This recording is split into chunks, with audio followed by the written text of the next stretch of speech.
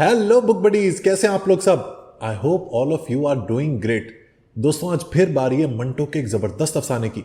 देखिए book buddies, Manto के जो अफसाने हैं ना, उनकी कुछ थीम्स होती हैं। सबसे पहले ये कि मंटो की जो शॉर्ट स्टोरीज होती है ना, वो लेयर्ड होती हैं। यानी दिखने में वो आपको एक खातून, एक जिस्म फरोश औरत, एक तवाइफ या कोई शख्स नजर आएगा, लेकिन उस औरत या उस तवाइफ होने के साथ साथ उसके अंदर एक और मैसेज भी छुपा होगा।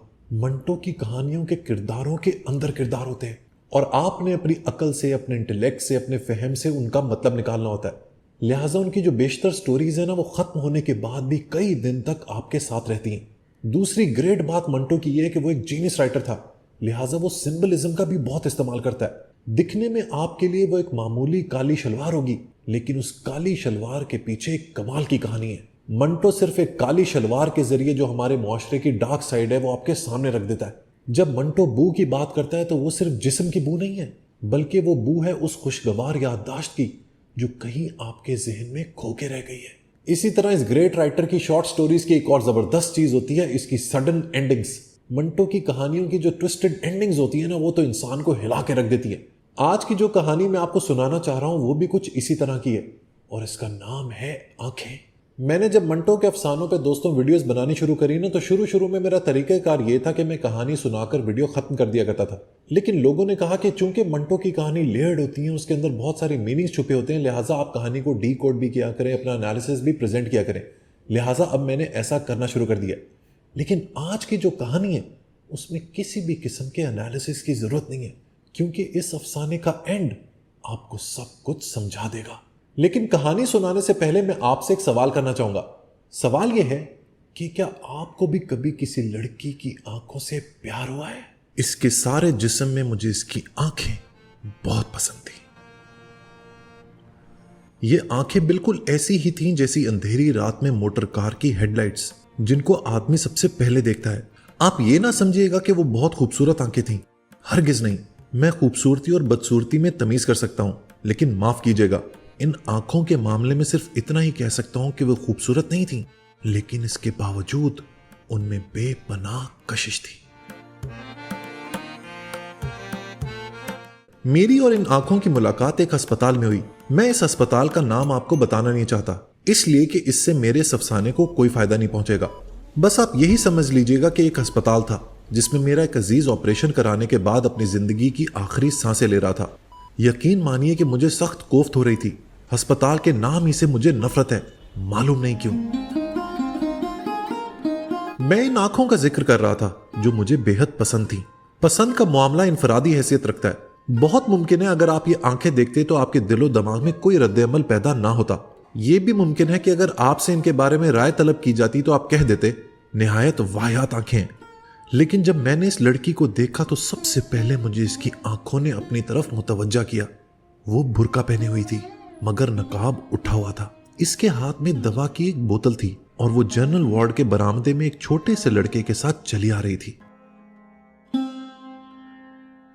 मैंने इसकी तरफ देखा तो इसकी आंखों में जो बड़ी थी ना छोटी, स्याह थी ना भूरी, नीली थी ना सब्ज, एक अजीब किस्म की चमक पैदा हुई। मेरे कदम रुक गए, वो भी ठहर गई। उसने अपने साथी लड़के का हाथ पकड़ा और बौखलाई हुई आवाज में कहा, तुमसे चला नहीं जाता? लड़के ने अपनी कलाई छुड़ाई और तेजी से कहा, चल तो रहा हूं। मैंने ये सुना तो इस लड़की की आंखों की तरफ दोबारा देखा। इसके सारे वजूद में सिर्फ इसकी आंखें ही थीं जो मुझे पसंद आई थी। मैं आगे बढ़ा और इसके पास पहुंच गया। इसने मुझे पलके ना झपकने वाली आंखों से देखा और पूछा, एक्सरे कहां लिया जाता है? इत्तेफाक की बात है कि इन दिनों एक्सरे डिपार्टमेंट में मेरा एक दोस्त काम कर रहा था और मैं इसी से मिलने के लिए आया था। आओ मैं तुम्हें वहां ले चलता हूं, मैं भी इधर ही जा रहा हूं। लड़की ने अपने साथी लड़के का हाथ पकड़ा और मेरे साथ चल पड़ी। मैंने डॉक्टर सादिक का पूछा तो मालूम हुआ वो एक्सरे लेने में मसरूफ हैं। दरवाजा बंद था और बाहर मरीजों की भीड़ लगी थी। मैंने दरवाजा खटखटाया। अंदर से तेज और धुंध आवाज आई, कौन है? दरवाजा मत ठोको। लेकिन मैंने फिर दस्तक दी। दरवाजा खुला और डॉक्टर सादिक मुझे गाली देते देते रह गया। ओह, तुम हो?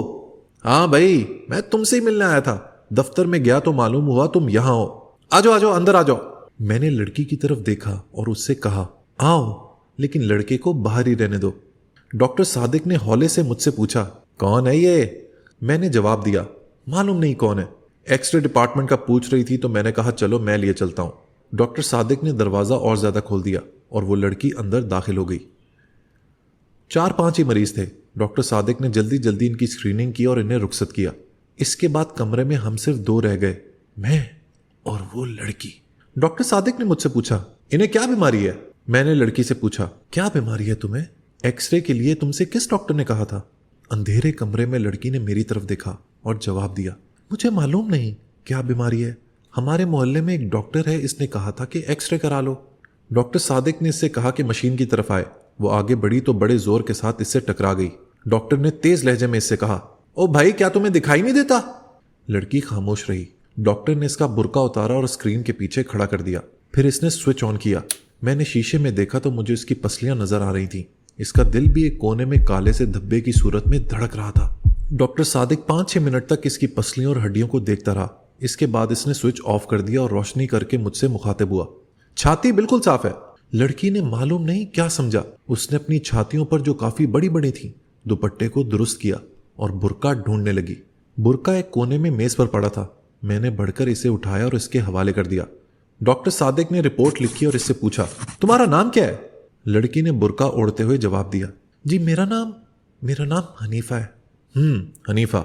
डॉक्टर सादिक ने इसका नाम पर्ची पर लिखा और उसको दे दी। जाओ ये अपने डॉक्टर को दिखा देना। लड़की ने पर्ची ली और कमीज के अंदर डाल ली। जब वो बाहर निकली तो मैं गैर इरादी तौर पर इसके पीछे पीछे था, लेकिन मुझे इसका पूरी तरह एहसास था कि डॉक्टर सादिक ने मुझे शक की नजरों से देखा था। इसे जहां तक मैं समझता हूं इस बात का यकीन था कि इस लड़की से मेरा ताल्लुक है। हालांकि जैसा आप जानते हैं कि ऐसा कोई मामला नहीं था, सिवाय इसके कि मुझे इसकी आंखें पसंद आ गई थी। मैं इसके पीछे पीछे था। इसने अपने साथी लड़के की उंगली पकड़ी हुई थी। जब वो तांगों के अड्डे पर पहुंचे तो मैंने हनीफा से पूछा, तुम्हें कहां जाना है? इसने गली का नाम लिया तो मैंने इससे झूठ मूठ कहा, मुझे भी इधर ही जाना है, मैं तुम्हें तुम्हारे घर छोड़ दूंगा।